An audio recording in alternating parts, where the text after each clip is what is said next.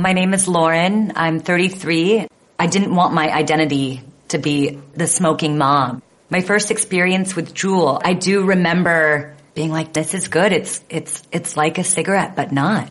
I don't miss smoking at all. Like, I can officially say it grosses me out. Juul is the tobacco alternative that delivers nicotine satisfaction without cigarette ash or lingering odor. Make the switch at JUUL.com/sports. Warning, this product contains nicotine. Nicotine is an addictive chemical. Bob Ryan, Clinton Yates, Woody Page, and introducing George Sedano. His first career show. Welcome, George. Whoa, that's too many points. Eat a mute button. Let's go. Sox and Brew and Bron and Boo.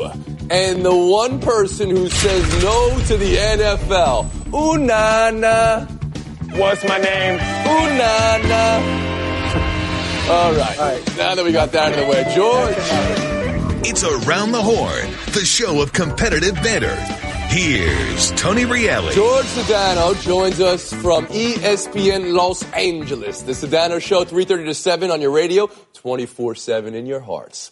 Manhattan born, Miami raised, covered the Heat for years. Aria Mateo's daddy, points for that.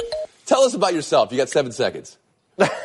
Well, listen, of course, proud Cuban-American, of course, of great parents, Jorge and Nancy, and I'm here to win, Reali. We love Mom, we love Pop, but here's how it works. You get a mute when you talk more than 7 seconds. We move on. First word, let's go.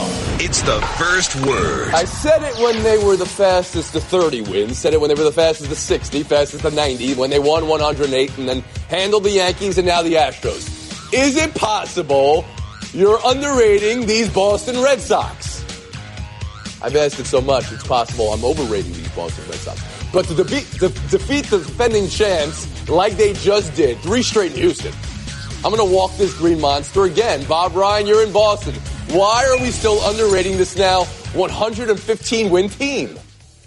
First of all, Jorge, let's go, baby. Now. Yeah, Bobby, you tell them. Now, they did win the 108. We know. They did win the 108, we know that, but people in the know realized that they had beaten up on the weak teams and were very so-so against the Yankees, Astros, and Indians. That was number one, worrying about them coming in to the playoffs. Number two, the precarious state of the pitching staff, which remains precarious given the fact that Chris Sale, we have no idea what he's going to be able to contribute. Now, they still shouldn't be underrated because they have proven to be resilient. They get the job done. The old cliche, they find a way. They really do. They find a way. And also, if you want to have a dead to something, hit a fly ball and try and get something through that outfield. Not very easy, is it? No, you can't. You've got to hit it over their head because they're going to catch anything in the ballpark.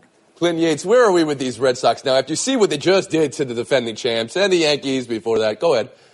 They completely dispatched the Astros, who destroyed the Indians. I don't understand how you can call a team that won a division with the last place team 61 games back underrated. That just doesn't make sense to me. They're getting all sorts of production out of JBJ at the 9 spot. And let's not forget, Dusty P is not a part of this team when Pedroia was such a big part of this franchise for a long time. Cora is putting it together. I don't understand how you could possibly consider a team this good underrated at all. They are obviously the best team in baseball, without a doubt.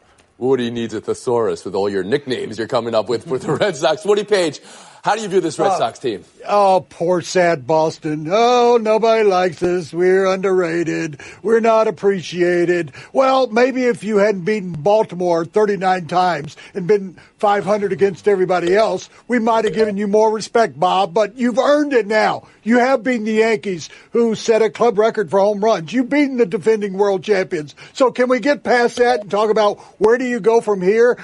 Can you beat the Dodgers? Can you beat the Brewers? Yes. Now, I think the American League teams are a lot stronger. We've seen that for years and years and years. So I think the Red Sox are in position to be overrated, overwhelmed, excited. Get with it, Bob. Okay, now they're in position, now that they've made the World Series. Now we turn to George Sedano. Your first answer here. How do you view these Boston Red Sox? properly rated. What year is this? 2003 or 2018? What are we talking about here? They've won a bunch of championships. This isn't the woe is me Red Sox anymore. There's no curse of the Bambino. That stuff is gone. This is a team that won 108 games, a franchise record, I might add. And if they win the whole thing, they'll have the third most wins in the history of the sport. What the heck are we talking about? Okay, well, we're talking about it because Bob, and also someone who sits in that chair, Jackie McMullen, have questioned this team basically throughout the entire season. One of the big question marks was David Price, and I turn to you again, Bob. Of all the times to have the start of a lifetime, this was a good time to have it. Do you believe in David Price now? I think it's important for David Price's psyche to have a performance like that, not just to win a game, but to do so in a dominating fashion. The thing that was interesting about it that has an open question for the immediate future is the dominance of the changeup. He got 42% of the pitches he threw were changeups. 5 of his strikeouts were changeups. Yes, that's very nice to have a changeup, but you wonder, does this mean he doesn't think he can throw hard anymore, or was it reflecting what they thought the strengths and weaknesses of the Astros were? I'm curious about the next start to see if he pitches with that type of a pattern. Glenn Yates? What I loved about Price is that he got this done on the road when Cora pressed his button and wanted to make sure that he could get it back. Remember when he warmed up in the previous game and people thought he wasn't going to be able to start, but you saw how pumped up he was when they won that game? David Price is a guy who needs his head in the right place, and he's finally back there. He's got his confidence back. The cutter looks decent. I didn't love the Stros plate approach when it came to a lot of the way they, got to the bat, but Price is in a very good place, and it showed last night. You mentioned that warm-up from the night before. Woody Page, you had brought that up in your answer. This is how you get points on the show, Woody. You called it. Maybe changing up his routine would be good for him, and is that what you saw last night? Yes, here's what I think, that if he threw 26 to 28 pitches in the bullpen every night before he pitched, maybe he would rely more, Bob, on the changeup because he's a little bit tired. I just think that helped him with, rather than showing up late as he did earlier in the postseason to the bullpen, that I believe that worked extremely well for him because he was using the changeup. He was choosing different pitches. He was locating well. He did a great job. The post-mortem on the Houston Astros is going to be hard for you to not cliche it up. And I'm talking to the rookie here as a note, and I'm giving a warning to all the veterans. Game of inches, series of inches, try to make it through without telling me this. But how should the Astros feel after being swept at home, George? They should feel terrible. They should blame no one but themselves. We can sit here and talk about Cowboy Joe West all we want, but Alex Bregman needs to get a hit. Look, part of it wasn't their fault either, though. Jose Altuve was a little banged up, but again, the reality is this. This is a team that Garrett Cole got hit on. They couldn't get the timely hits when necessary. They have to look at themselves in the mirror and say to themselves, hey, look, this is on us. Glenn Yates? Altuve a little banged up. He's the heart and soul of that team, and he couldn't even run right. That was a huge element. Listen, Houston did every single thing right. All right, veteran leadership in terms of picking up Verlander, bringing their draft picks up. This was a great team for a while. It didn't work out. They got the tough call with Mookie in that play in the outfield. I'm not upset with the Stros whatsoever. Mm-hmm. Bob Ryan, last word. Last word to Garrett Cole's game. That when they lost that game, they had to start worrying. That's the game they thought they were going to win. We'll move on. NLCS, the task at hand for the Milwaukee Brewers to come back from down 3-2 and win the final 2 games at home. It's happened 8 times in 19 possibilities. Brewers had the best home record in baseball. Dodgers had the best road record in their league, I should say. And it's Ryu and Miley. Over under 2 batters for Miley this time. Woody, what do the Brewers need to do tonight and then again tomorrow? Take advantage of that home field that they've got. They're playing indoors. Even though the Dodgers had a great road record, if you look when they played indoors, they weren't successful then. Go back and check your records on that. Okay, all right. Got to get. Wiley's going to be one of the few people to ever work back-to-back starts in a postseason game. You almost have to go back to 1903 to see that, the original World Series, where a guy started 6 games in the World Series. So I think that's going to make a difference. He has had a routine that's different from him from the course of the year. I just think the Brewers pitchers are going to be stronger, and they're going to hit. Ryan Braun said, we got 2 home games. That's all we could possibly want. Win both of them. Okay. And I'm going to go back and check the tape on this. You might be going with Wiley instead of Miley. So for a mute for now, and we'll check the tape in the break. George, how about you? What do the Brewers need to do? Well, they need to hit. I don't think there's any question about it. The top of the lineup has been terrible. Mike Moustakas has 2 hits. Christian Yelich has 3 hits in this series, and 2 of them haven't even gotten out of the infield. Like, that's a guy who's supposed to be the MVP. They have to hit the ball, and you know what, Craig Counsell? You're just going to have to take the cuffs off of Hader. You're going to have to pitch him. He's your best pitcher. Bob Ryan? I have to agree with that. I'm sorry, but there's nothing I can do with it. 5 for 41 between those two guys. They got to score runs. They aren't scoring enough runs. It's that simple. They're spoiling tremendous effort from their bullpen, which has set the record for innings already, and was going to have more up the sleeve. But they got to score some runs. All right. We're approaching a lot of cliches here. Clinton Yates, no one's been muted yet, but go ahead. What do the Brewers need to do? Yeah, I mean, Moustakas has 8 Ks in 5 games. He's been on the side of a milk carton. But otherwise, they got to cut the crap. Pardon my French here. Forget about Manny Machado. Forget about this goofball stuff you're pulling at the top with your starting lineup. And nobody cares about stealing signs. Hit the ball. Lorenzo Cain, his OPS is below 700. Yelich looks terrible. They just got to get back to doing what they do, and I think it'll work at home. All right. What do we think of Eric? Did they say they got to score runs, they got to hit the ball, and they got to get back to doing what they can do? I think that's the triumvirate of cliches there. I'm mute all around. Woody, I'll give you the last word after the horn. This is not a cliche, that they are having so many problems against left-handed pitching. You look at the batting average, they got to be more aggressive when they're playing against right-handed pitchers with those left-handed hitters. Yeah, that's going to make a difference in these 2 games. That made a difference in your scoring. Who's going to make a pick for me right now? I need to mute some faces when we come back to work on Monday. Who you got tonight? And then, of course, then it's going to apply to tomorrow. Bob Ryan, real quick. Brewers, Dodgers in that order. Clinton Yates? Likewise, Brewers tonight, Dodgers next game. Woody Page? I agree. And George? The Brewers fans have been allowed to buy a timeless ticket in 2015. A lot of fans are using them today. They might as well because the Dodgers are winning. Mm-hmm. So you predict, so it will be. We move on. The LeBron debut. You never get a second chance to talk about LeBron and the Lakers. This is going to be the only one all year. So let's do it right now. Blazers 128, Lakers 119. George, what was your first impression of the LeBron Lakers? Well, LeBron was exactly what we expected him to be, and the pundits like us were right. This Lakers team stunk from the outside. They couldn't shoot the ball. And defensively, they've got some real issues. They do. Listen, I'm being self-serving. I get it. Yeah, you have issues if you're saying the pundits were right. You already have issues. You're going the wrong way. Please defend yourself. Defensively, they were terrible, and they don't have enough bigs on this roster, and that's going to end up being a problem moving forward. But the perimeter shooting, look, I don't think it's going to be sustainable for them unless they add someone. They have an open roster spot, and they're going to need to add another shooter. So they need another shooter. Bob Ryan, what's your first impression of this team? 7 for 30 on threes, lived by it, died by it. They died by it, and I don't know where it's going to come from, though, with this team, as we've already alluded to. No, I never bought into this whole thing that they were going to be a playoff team. I mean, at all. As much as I respect LeBron, you don't think they're going to be a playoff team? They need some help. They got to do some good GMing here. They need help. Okay, Clinton Yates, your first impression. I'm with Bob on this. I never thought they were going to jump into some 8 seed just because LeBron showed up. What I did like is that they had 6 guys in double figures, and they looked like they were at least trying to figure it out. LeBron knows this team is not good, and he realized he's got to will them to something. But right now, they've got some pieces, and they got to figure it out. Mm-hmm. Woody Page.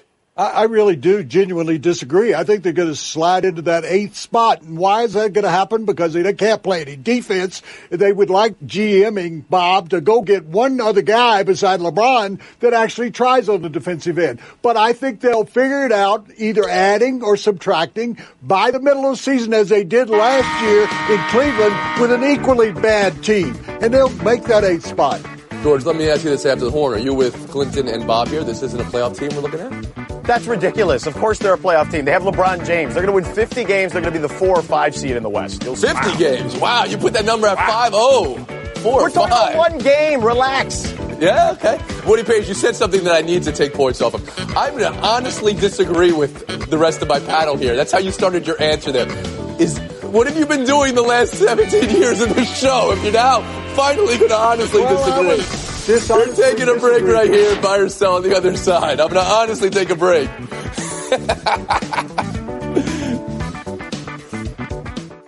I think smoking always affected my daily life because I was a closet smoker. It really sort of controlled my entire day. My boss is the one that recommended Juul, so I decided to give it a try. You don't get any of the odor of smoking. There's no ash all over your car. I would say give it a try. Get the flavor and satisfaction of smoking without the mess of cigarette ash or lingering odor. Switch to Juul. Check out JUUL.com/sports. If you don't smoke or vape, Don't start. Warning, this product contains nicotine. Nicotine is an addictive chemical.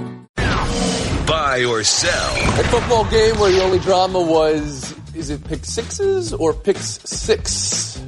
Broncos 45, Cardinals 10. David Johnson, quote, I don't know what to tell you. Here's what management had to tell him. Offensive coordinator Mike McCoy fired today. QB coach Byron Leftwich promoted, will call plays. Woody, does firing the offensive coordinator fix things for Arizona? No, it's the most horrific team I've seen in person or on TV all year long. The good news for Mike McCoy is he's been paid by 3 different teams because he's been fired 3 times in 22 months. But this team is wrong everywhere, from coaching down to the third-string quarterback. And guess who that is? Inactive last night, Sam Bradford. Is there a fix at all? Is Clinton Yates? Talk to me about what you saw from Arizona last night. Specifically, stop running David Johnson up the middle. He's too fast for that, all right? He's averaging less than 2 yards a carry when he goes over the center. Get him on the outside. Let that guy use his speed. I understand that Fitzgerald isn't who he used to be, and quarterback is the worst coach position in the league. I don't blame Rosen for this. I blame the coaches. Bob Ryan? A total mess. They got their last in total offense. They've had 5 games under 250. That's pathetic. Everything's wrong with them. It's hard to imagine, and not in a not too distant past, they had a window open. Now that window's not only shut, it's got plywood over it, as if a hurricane's coming. Well, they knew their window was changing, because that's why you draft Josh Rosen. Let's talk about Rosen for a second. What you saw from him last night. George, you can start there. Look, he's a struggling rookie quarterback, but he's also playing behind the 31st ranked offensive line in football, according to Pro Football Focus. This team has some talent. They've got the 4 positions that teams reach for: quarterback, left tackle, pass rusher, and cornerback. They're terrible right now, but they're on the right path. They got rid of the biggest problem, which is McCoy. You know, I asked for the full Sedano, and now you got Pro Football Focus. You're giving me stats like this. Guys, watch out. Woody, Rosen was in the game last night in the 4th, taking it. Steve Wilks said, he probably shouldn't have been in there, but he wanted him to grow and mature with the offense. What did you think of that? Oh, yeah. What happened? He got knocked down and hurt his toe on his foot, and who knows when he's going to come back. That was a mistake. He was just getting beat up, and then he limped off. Where else is he going to hurt his toe than on his foot, Woody Page? We'll move on. Buy or sell to NFL Week 7 game of the week. Could it be Saints-Ravens? Number 1 offense, number 1 defense.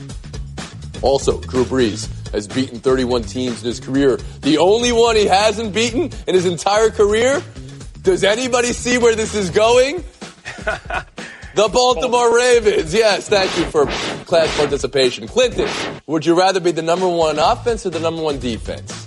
In this case, I'd rather be the number 1 defense. The Ravens lead the league in sacks. They've also got 44 pass deflections. And now that Ted Ginn is on IR, a major piece of that Saints offense, in my opinion, I'd rather be the Ravens. I think they're going to win this game. You got Baltimore in this game. How about you, Bob Ryan? Irresistible force against the immovable object, and I will take the irresistible force, even though the immovable object hasn't given up a touchdown the second half all year. But I'm going with Brees and boys. So you're going with the offense here, and you think the Ravens' defense is an immovable object. Okay. Sedano, how about you? I'm going with the defense. And by the way, the Ravens offense hasn't been very bad either. Joe Flacco's had some moments. Alex Collins has been really good. And get this, they have outscored opponents 62-15 in the second half of the season. Woody Page. George, I don't know that you've noticed, this has become an offensive league. It's not a defensive league anymore with all the rule changes. So I'm going with the Saints. Bob is right. We're the only 2 people here who have beaten 31 opponents. And, George, you're next on our list. That's a good one, Woody. I'm kind of surprised it's split here as well because the league is so offensive. And maybe those Ravens stats were a little bit tilted after last week when they had 11 sacks against Tennessee. We'll move on. Jaguars-Texans, surprisingly tight AFC South. Last month, Jacksonville beat New England and Houston was winless. And now everybody's tied. Headlines here and there and everywhere that Jalen Ramsey's being quiet. Here's a taste of his midweek availability. It's a pretty big change in mentality, Jalen, for the defense. Like, you guys have always had confidence, and now we'll see if we have the confidence. Why such a change? We still got confidence, but we're going to see how the game goes. Let's see how George is going to go here. Buy or sell the quieter Jalen Ramsey and these Jaguars right now? I'm selling it. The NFL does a terrible job of letting their guys just show personality, except for a few quarterbacks. Jalen needs to be Jalen. Give me more of what Jalen Ramsey is great at, which is talking trash. Okay, but do you think the NFL is taking that away from him, or do you think Jalen at this moment is taking it away from himself? Well, I think it's just the way the league is structured. These coaches are like, don't give the bulletin board material, all this nonsense that we hear, mostly in the NFL. The NBA doesn't do that. That's why kids love the NBA. Woody Page, how about you? I'm buying it. I don't think you have to say much. Yes, you do if you need 7 or 8 points, Woody Page. How about you, Clinton Yates? I'm selling this. He's the vocal leader and the leader of that defense. When times get tough, do what you do best, which is motivate your team. If you're going to claim you're the next Deion Sanders, talk the talk when it's going down as opposed to when it's just going up.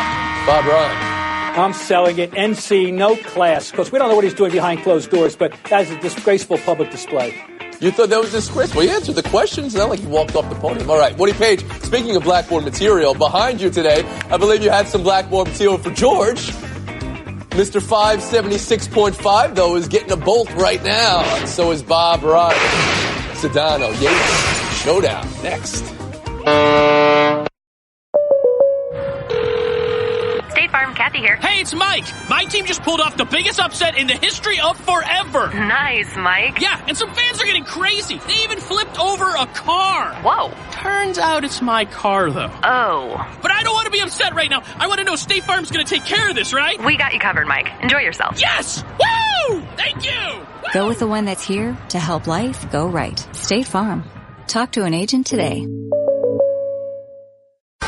A showdown in his first career appearance. George Sedano, Clinton Yates, good luck. This is the biggest news in football today. Us Weekly had it first. Rihanna turning down Super Bowl halftime over Colin Kaepernick. And that's how we got Maroon 5. Sedano, how should the NFL feel with this news getting out? Well, I'm sure they're not happy about it, but good for Rihanna. Stand for something and have conviction about something. I always say to myself, I want my kids growing up respecting me, and I want to give them the reasons to do so. So good for Rihanna for standing for something. The NFL should feel like they dodged a massive bullet. Rihanna could have gotten up there and basically just said what she felt about Colin Kaepernick, but didn't. And Maroon 5 should feel bad. Now you look like the second best. That's unfortunate. I'm wondering if now it's a decision to pass up the Super Bowl, if that's a bad decision if you're Rihanna or not. I'm inclined to say no because she's Rihanna, you know? She's just big enough on her own. We'll move on. Showdown 2, Minnesota tonight. Timberwolves opener. Jimmy Butler says home fans can boo him if they want. Should they indulge him, Clinton? What's the percentage? Absolutely. I think it'll be about 65%, but the reason why is because it might actually make him play better. We see what happens to him when he's motivated by negative energy. You might get a big game out of Butler. I think it should be 80% Reali, but it should be 100% for Tibbs, because he's the reason we're in this mess if you're Minnesota. No, I don't know. Jimmy Butler is the reason we're in this mess. He's the point. Clinton Yates. 3 words or fewer. Should you win, Clinton Yates, what would your FaceTime be? Coach Christy Tolliver. It's a good one. Sedano. Shot at Levitard. We'll go there for the first time. A win for George Sedano. Now, as you know, Tony, I grew up in the city of Miami, but I want to beg my sports brethren to stop calling Miami South Beach. The football stadium is in Miami Gardens. The arena is in Miami, downtown Miami, okay? Not everyone is a South Beach elite like Levitard who never leaves the island of Miami Beach. Some of us grew up in Hialeah, in Kendall, in Westchester, in all sorts of different areas like Doral in Miami. Not all of us are elites like Levitard. There you go. All right. Heat. And I said I wanted the full Sedano. I got the full Sedano. George, thank you very much. What a great performance in this first show. We're at a 71.5-hour break. We'll see you Monday. As a young boy, Gavin loved playing football. He lived and breathed it, wanted to go pro. Why, he'd spend hours upon hours just practicing his touchdown dances. And one day, while getting fitted for bifocals, he realized he was never much good at throwing, or running, or catching, or even kicking. Yeah, Gavin's chances of playing pro football were looking like 4th and long. Very long. But he did hear how Geico could save him money on car insurance, so he switched and saved. Then he did kind of a touchdown dance. At least he was still good at that.